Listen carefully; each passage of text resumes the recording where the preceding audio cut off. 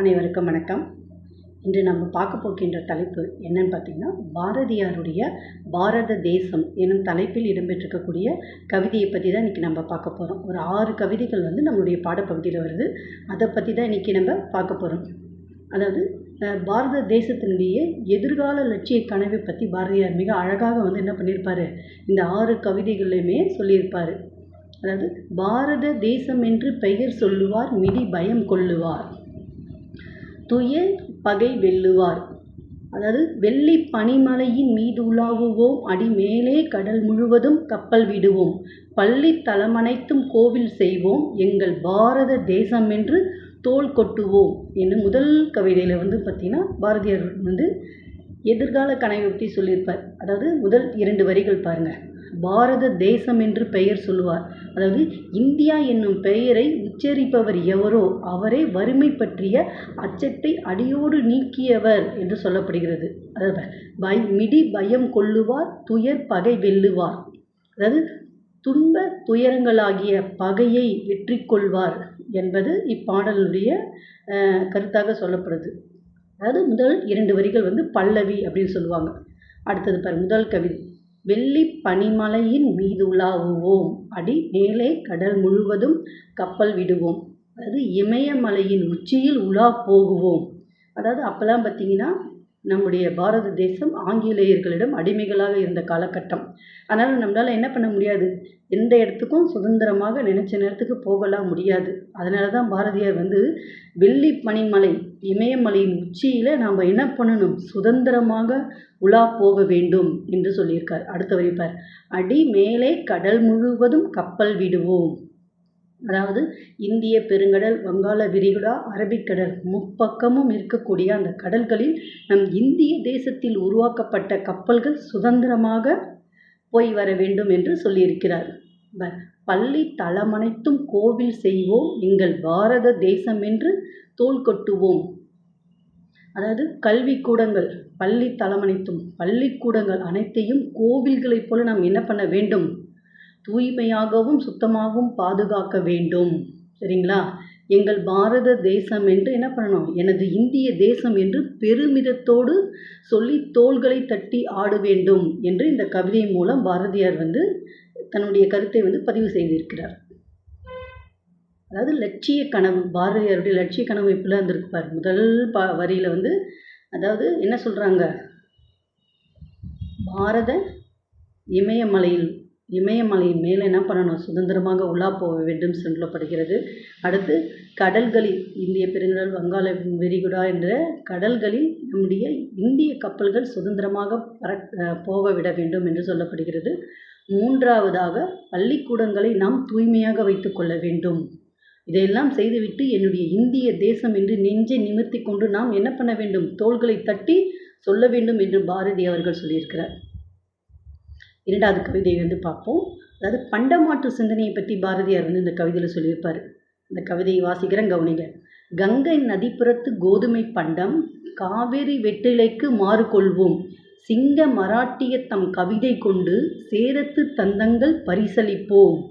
அதாவது கங்கை ஆற்றங்கரையில் விளையக்கூடிய கோதுமை தானியத்துக்கு எதை மாற்றாக வாங்குகிறார்கள் பார், காவிரி ஆற்றங்கரையில் விளைகின்ற வெற்றிலைக்கு பண்டமாற்றாக பெற்றுக்கொள்ள வேண்டும் அப்படின்னு சொல்லப்படுகிறாரு. அடுத்து பார், சிங்கத்தை போல வீரமிக்க மராட்டியர்களுடைய கவிதைகளை வாங்கி கொண்டு கேரள நாட்டில் கிடைக்கக்கூடிய யானை கொம்புகளை அவர்களுக்கு சன்மானமாக வழங்க வேண்டும். இதுதான் பண்டமாற்று சிந்தனையை பற்றி பாரதியார் அன்னைக்கே சொல்லியிருக்காரு. இன்றைக்கி நம்ம ஒரு பொருள் வேணும்னா அதை என்ன பண்ணுறோம், பணம் கொடுத்து தான் வாங்குகிறோம். ஆனால் அன்றைய காலகட்டங்கள்லாம் பார்த்திங்கன்னா ஒரு பொருளை கொடுத்து இன்னொரு பொருளை வாங்கக்கூடிய பண்டமாற்று சிந்தனை தான் அன்றைக்கி இருந்திருக்கு. அதுதான் பாரதி அவர்கள் தம்முடைய கவிதையில் பதிவு செய்திருப்பாங்க. அடுத்து 7வது கவிதை பார்த்திங்கன்னா பாரதியினுடைய தொலைநோக்கு சிந்தனை பற்றி இந்த கவிதையில் சொல்லியிருப்பாங்க. அதாவது தொலைநோக்கு சிந்தனை. இந்த கவிதையை வாசிக்கிறேன், கவனிங்க. காசி நகர்ப்புலவர் பேசும் உரைதான் காஞ்சியில் கேட்பதற்கோர் கருவி செய்வோம், ராச புத்தானத்து வீரர் தமக்கு நல்லியர் கன்னடத்து தங்கம் அளிப்போம். அதாவது காசியில் இருக்கக்கூடிய புலவர்கள் பேசக்கூடிய சொற்களை எல்லாம், பேச்சுகளை எல்லாம், ஆற்றுகின்ற உரைகளை எல்லாம் எங்கே இருக்கக்கூடிய மக்கள் கேட்கணுமா, காஞ்சியில் இருக்கக்கூடிய மக்கள் கேட்பதற்கான ஒரு கருவியை உருவாக்க வேண்டும்.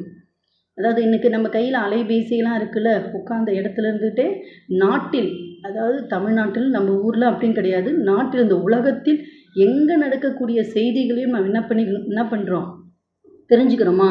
அப்போ பாரதி வாழ்ந்த காலகட்டத்தில் இது மாதிரியான ஒரு தகவல் பரிமாற்றம் செய்வதற்கான ஒரு கருவிகளாக எதுவுமே இல்லாத காலகட்டம். அதனால தான் பாரதி என்ன சொல்லியிருக்காங்க, காசியில் பேசக்கூடிய புலவர்கள் பேசக்கூடிய இந்த மொழியை காஞ்சிபுரத்தில் இருக்கக்கூடிய மக்களும் கேட்பதற்காக ஒரு கருவியை உருவாக்க வேண்டும் என்று சொல்லியிருக்கிறார். சரிங்களா? அடுத்து ராச புத்தானத்து வீரர் தமக்கு நல்லியர் கன்னடத்து தங்கம் அளிப்போம். அதாவது ராஜஸ்தான் வீரர்களுக்கு, அதாவது ராஜஸ்தானில் இருக்கக்கூடிய வீரர்களுக்கு எதை பரிசாக கொடுக்க வேண்டும் என்று பார்த்தோன்னா, கர்நாடகத்தில் எடுக்கப்படும் சிறந்த பொன்னை, தங்கம் சொல்கிறோம்ல அதுதான், பொன்னை பரிசாக கொடுக்க வேண்டும் அப்படின்னு என்ன பண்ணியிருக்காரு, மிக ஒரு அழகாக சொல்லியிருப்பாங்க. அதுமாரி சாதனங்களை எல்லாம், பல கருவிகளை எல்லாம், சாதனங்கள் எல்லாம் உருவாக்க வேண்டும். வீரர்களுக்கு தங்கத்தை பரிசளிக்க வேண்டும். இன்றைக்கி பார்த்திங்கன்னா நம்மளுடைய ஜல்லிக்கட்டு விழாக்கள்லாம் நடக்குது, நிறைய விழாக்கள் நடக்குது. இப்போ என்ன பண்ணுறாங்க, பரிசு பொருட்கள்லாம் தராங்க இல்லை, இப்போ தங்கத்தை எல்லாம் என்ன பண்ணியிருக்காங்க, வீரர்களுக்கு சன்மானமாக கொடுத்திருக்கிறார்கள். அப்படியெல்லாம் கொடுக்க வேண்டும் என்று பாரதி என்ன பண்ணியிருக்காரு, அன்றே கனவு கண்டு இருக்கிறார். சரியா? அடுத்த கவிதை 9வது, அதாவது பாரத தேசம் என்னும் தலைப்பில் இருக்கக்கூடிய 9வது கவிதை தான் இன்றைக்கி நம்ம பார்க்க போகிறோம். அதாவது தொழில் கூடங்கள், பல தொழில் கூடங்களை எல்லாம் என்ன பண்ண வேண்டும், நம் இந்திய தேசத்திலேயே உருவாக்க வேண்டும் என்று தான் அந்த கவிதையில் என்ன பண்ணியிருக்காரு, பாரதி சொல்லியிருக்காரு. அதாவது ஆயுதம் செய்வோம், நல்ல காகிதம் செய்வோம், ஆலைகள் வைப்போம், கல்வி சாலைகள் வைப்போம், ஓயுதல் செய்வோம், தலை சாயுதல் செய்வோம், உண்மைகள் சொல்வோம், பல வன்மைகள் செய்வோம். அதாவது ஆயுதம் செய்வோம், நல்ல காகிதம் செய்வோம், கருவிகள் பலவற்றை உருவாக்க வேண்டும், தரமான தாள்களை தயாரிக்க வேண்டும். தாள்னா பேப்பர்னு சொல்கிறோம்ல, அது மாதிரியான தாள்களை எல்லாம் என்ன பண்ணணும், தயாரிக்க வேண்டும் அப்படின்னு சொல்லியிருக்காங்க. அடுத்து ஆலைகள் வைப்போம், கல்வி சாலைகள் வைப்போம், தொழில் கூடங்களை ஏற்படுத்த வேண்டும். ஏன்னா நம்முடைய தமிழகத்தில், நம்ம இந்திய தேசத்தில் என்ன பண்ண முடியல, அப்போல்லாம் ஆங்கிலேயருக்கு அடிமைகளாக இருந்த காலகட்டத்தில் தொழில் கூடங்கள் எல்லாம் கிடையாது. நம்ம இந்திய தேசத்தினுடைய தொழில் கூடங்கள், கல்வி கூடங்கள்லாம் நம்மளால் என்ன பண்ண முடியாது, உருவாக்க முடியவில்லை. அப்போ இது எல்லாம் வருங்காலத்தில் எதிர்கால சமூகம் இதையெல்லாம் உருவாக்க வேண்டும் என்று பாரதி அன்னைக்கு கனவு கண்டிருக்கிறார். தொழில் கூடங்களை எல்லாம் ஏற்படுத்த வேண்டும், பள்ளிகள் எல்லாம் என்ன பண்ண வேண்டும், ஏற்படுத்த வேண்டும், கல்லூரிகள் பல்கலைக்கழகங்களை எல்லாம் நாம் என்ன பண்ண வேண்டும், அதான் கல்வி சாலைகள்லாம் எல்லாமே, பள்ளி கல்லூரி இது எல்லாமே உருவாக்க வேண்டும் என்று சொல்லியிருக்கார். அடுத்த வரிப்பார், ஓய்தல் செய்யும், தலை சாயுதல் செய்யும், செயலிழந்து போக மாட்டோம் பிறர் முன். அதாவது ஆங்கிலேயர் முன்னாடி நம்ம என்ன பண்ண மாட்டோம், தலை குனிஞ்சு கையை கட்டின்னுலாம் யாருக்குமே அடிமைகளாக இருக்கக்கூடாது, இருக்க மாட்டோம். பிறருக்கு தலை தாழ்த்தி, அதான் நம்ம சிரம் தாழ்த்தி யார் முன்னாடியும் என்ன பண்ணக்கூடாது, எதற்கும் கும்மிடு போட மாட்டோம் என்று சொல்லியிருக்காரு. அதாவது வாய்மையானவற்றையே. அடுத்து இறுதியான வரிப்பார், உண்மைகள் செய்வோம், பல வன்மைகள் செய்வோம். அதாவது வாய்மையானவற்றையே பேசுவோம். அதாவது வாய்மைனா உண்மையானவற்றை எக்காரணத்தை கொண்டும் எந்த சூழ்நிலையும் நம்ம என்ன பண்ணக்கூடாது, பொய்கள் பேசவே கூடாது. அதுதான் சரியா? அப்போ உண்மை பேசினாதான் அது எந்த இடத்துலையா இருந்தால் நம்மளால என்ன பண்ண முடியும், தைரியமாக தன்னம்பிக்கையோடு நிற்க முடியும். ஒரு சின்ன விஷயம், ஒரு யார்கிட்டயே பொய் சொல்லிடுறேன்னு வச்சுக்கோ, அது ஒரு 4 பேர் முன்னாடி பேசும்போது நம்மளால் தைரியமாக அந்த இடத்துல நிற்க முடியுமான்னு பார்த்தீங்கன்னா கண்டிப்பாக நிற்க முடியாது. ஏன்னா நம்ம பொய் சொல்லியிருக்கிறோம் அப்படின்ற ஒரு மனசுக்குள்ளே ஒரு உறுத்தல் என்ன பண்ணும், நம்மளை தலை நிமிர்ந்து நிற்க வைக்காது. ஆனால் அந்த இடத்துல உண்மையை பேசினா, யாருக்கிட்டையா இருந்தாலும் எங்கேயா இருந்தாலும் பயப்படாமல் உண்மையை நம்ம பேசினா 1000 பேர் மத்தியில் கூட நம்ம என்ன பண்ண முடியும், தலை நிமிர்ந்து நிற்க முடியும். அதுதான் என்ன பண்ணியிருக்காரு, பாரதி சொல்லியிருக்காரு. வாய்மையானவற்றையே பேசுவோம், பல்வேறு தான தர்மங்களை புரிய வேண்டும், பல வன்மைகள் செய்வோம். வன்மைகள்லாம் தான தர்மங்களை எல்லாம் என்ன பண்ணணும், முடிந்த அளவுக்கு நாம் பிறருக்கு செய்ய வேண்டும் அப்படின்னு சொல்லியிருக்காரு இந்த கவிதையில். அடுத்து பாரதியினுடைய பன்முக சிந்தனையை பற்றி, அதாவது கவிதை எண் பார்த்திங்கன்னா 12. பாரதியினுடைய பன்முக சிந்தனையை பற்றி இதில் சொல்லியிருப்பார். முதல் வரி பாருங்க, காவியம் செய்வோம், நல்ல காடு வளர்ப்போம், கலை வளர்ப்போம், கொள்ளருளை வளர்ப்போம், ஓவியம் செய்வோம், நல் ஊசிகள் செய்வோம், உலகத் தொழிலனைத்தும் உவந்து செய்வோம், காகிதம் செய்வோம். அப்படின்னா என்னது, காவியம் செய்வோம், நல்ல காடு வளர்ப்போம். காவியம் என்பது பார்த்திங்கன்னா காப்பியங்கள் சிலப்பதிகாரம், மணிமேகலை அதெல்லாம் சொல்கிறாங்களா, அதான் காவியம் செய்வோம் நல்ல காடு வளர்ப்போம். அதுமாரி காப்பியங்களை எல்லாம் நாம் இயற்ற வேண்டும். அதே போல் காடுகள், ஏன்னா காடுகள் எல்லாம் வந்து பார்த்திங்கன்னா இன்றைக்கு அழிந்து கொண்டே வருகிறது. பல பல தொழில் நகரங்கள் உருவாக்க வேண்டும், கல்லூரிகள், பல்கலைக்கழகங்கள், பல நிறுவனங்கள் உருவாக்க வேண்டும் என்பதற்காக இன்றைக்கி என்ன பண்ணுறோம், மரங்களை எல்லாம் நாம் என்ன அழிச்சிக்கிட்டே வரோம். அப்போ காடுகளை எல்லாம் நாம் உருவாக்க வேண்டும். கலை வளர்ப்போம், கொல்லருளை வளர்ப்போம். அப்போ என்ன பண்ணுற, நுண்கலைகளை மேலோங்க செய்ய வேண்டும். ஆயக்கலைகள் 64ன்னு சொல்லுவாங்க, சரிங்களா. அப்போ கலைகளை எல்லாம் நாம் என்ன பண்ண வேண்டும், மேலோங்க செய்ய வேண்டும். கொல்லர்களின் பட்டறை, கொல்லர்களுடைய பட்டறை தொழிலையும் சிறப்படைய செய்ய வேண்டும். அதுமாரி சித்திரம் தீட்டுவோம், ஊசி முதலாகிய கைவினைக்கு உதவும் கருவிகள் பலவற்றையும் தயாரிப்போம் என்று சொல்லப்படுகிறது. சித்திரம்னா நம்ம டிராயிங்னு சொல்கிறோம்ல, அப்போ அந்த வண்ண வரைபடங்கள்னு சொல்லப்படுது, சரியா. அப்போ இந்த மாதிரி படங்களையெல்லாம் நாம் தீட்ட வேண்டும். ஊசி முதலான, நம்ம நினைப்போம் ஊசி தானே, அது சின்ன ஒரு பொருள் தானே நினைப்போம். ஆனால் அந்த ஊசி எவ்வளோ செயல்பாடுகளுக்கு பெருசாக பயன்படுதுன்னு யோசிக்கிறோமா? கிடையாது. அதுதான் ஊசி முதலான கைவினைக்கு உதவும் கருவிகளை பலவற்றை நாம் செய்ய வேண்டும், சரியா. இந்த அகிலத்தில் என்னென்ன தொழில்கள் உண்டோ அதுதான் அழகாக சொல்லுங்கப்பா. ஓவியம் செய்வோம் நல்ல ஊசிகள் செய்வோம், உலக தொழில் அனைத்தும் உவந்து செய்வோம். இந்த உலகத்தில் என்னென்ன தொழில்கள் எல்லாம் இருக்கின்றதோ அது அனைத்தையும் நாம் என்ன பண்ண வேண்டும், நம் இந்திய தேசத்திலேயே உருவாக்க வேண்டும் என்று பாரதி அவர்கள் சொல்லியிருக்கார்.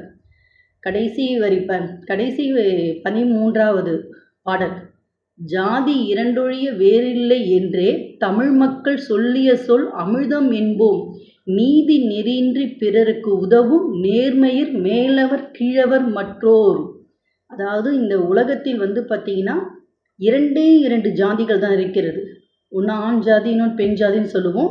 இங்கே வந்து பார்த்திங்கன்னா மேலவர்கள் கீழவர்கள், அதாவது மக்களுக்கும் பிறர்களுக்கும் உதவி செய்யக்கூடிய நல்ல மனம் படைத்தவர்களை மேலவர்கள், உயர்ந்தவர்கள் என்று பாரதி சொல்கிறார். அதாவது தன்கிட்ட எவ்வளவு பொன் பொருள் காசு இருந்தாலும் ஒரு சில நபர்கள் என்ன பண்ண மாட்டாங்க, பிறருக்கு ஒரு சின்ன பொருள் கூட தான தர்மங்கள் செய்யவே மாட்டாங்க. ஒரு 10 ரூபாய் யாராவது வந்து கேட்டாங்கன்னா என்ன பண்ண மாட்டாங்க, மனசு வந்து அதை கொடுக்க மாட்டாங்க. அப்போ அவர்கள்லாம் யார் அப்படின்னு சொல்லப்படுதுன்னா கீழவர்கள் என்று சொல்லப்படுது. அதுதான் 2 ஜாதிகளை தவிர இந்த உலகத்தில் வேற ஜாதியே கிடையாது என்று என்ன பண்ணுறாரு, தமிழர்கள் முன்பே உரைத்த வாக்கினை அமிர்தத்தை போல இனிமையானது. அப்போ மேலவர் கீழவர்னு 2 ஜாதியை பற்றி. ஆனால் இன்றைக்கி ஜாதிகளால் இன்றைக்கி பல இடங்களில் என்ன பண்ணுறோம், எவ்வளவோ பிரச்சனைகளை வந்து நாம் சந்தித்து கொண்டு இருக்கிறோம். நிறைய இடங்களில் அதை ஜாதி இல்லைன்னு சொல்கிறோம். ஆனால் ஒரு மூலை முடுக்களையும் கிராமப்புறங்களையும் நகர்ப்புறம் எங்கே எடுத்தாலும் ஜாதிகள் என்ன பண்ணுது, தலைவிரித்து ஆடுது. ஏன் ஜாதி பெருசு, ஓன் ஜாதி பெருசு அப்படின்னு நிறைய போட்டி பொறாமை உயிரிழப்புகள்லாம் நடக்குதுல்ல. அந்த ஜாதி மதெல்லாம் எதுவுமே கிடையாது, எல்லாருமே மனிதர்கள் தான். 2 ஜாதி என்னன்னு பார்த்தீங்கன்னா, ஒன்று உயர்ந்தவர்கள், இன்னொன்று தாழ்ந்தவர்கள், சரியா. இதுதான் நம்முடைய முன்னோர்கள்லாம் முதல்லயே சொல்லிட்டு போயிருக்காங்க. அந்த சொற்களை நாம் என்ன பண்ண வேண்டும், அமிர்தத்தை போல இனிமையானதாக கருத வேண்டும். நமக்கு சாவா நிலை நல்கக்கூடியது என்று என்ன சொல்கிறாரு, இது மாதிரியான நல் செயல்களை, நல் கருத்துக்களை, நல் அறங்களை நாம் பின்பற்ற வேண்டும். அறத்தின் வழியிலிருந்து விடுபடாமல் மற்றவர்களுக்கு உபகாரம் செய்யும் நல்லவர்களே மேல் ஜாதியினர். அவ்விதம் செய்யாமல் இழுப்பவர்கள் அனைவருமே கீழ் ஜாதியினர் என்று என்ன பண்ணியிருக்காரு, 2 ஜாதிகளை பற்றி அழகாக நம்முடைய பாரதி அவர்கள் இந்த பாரத தேசம் என்னும் தலைப்பில் 6 கவிதைகள் அழகான செய்திகளை வந்து பதிவு செய்திருக்கார், சரிங்களா.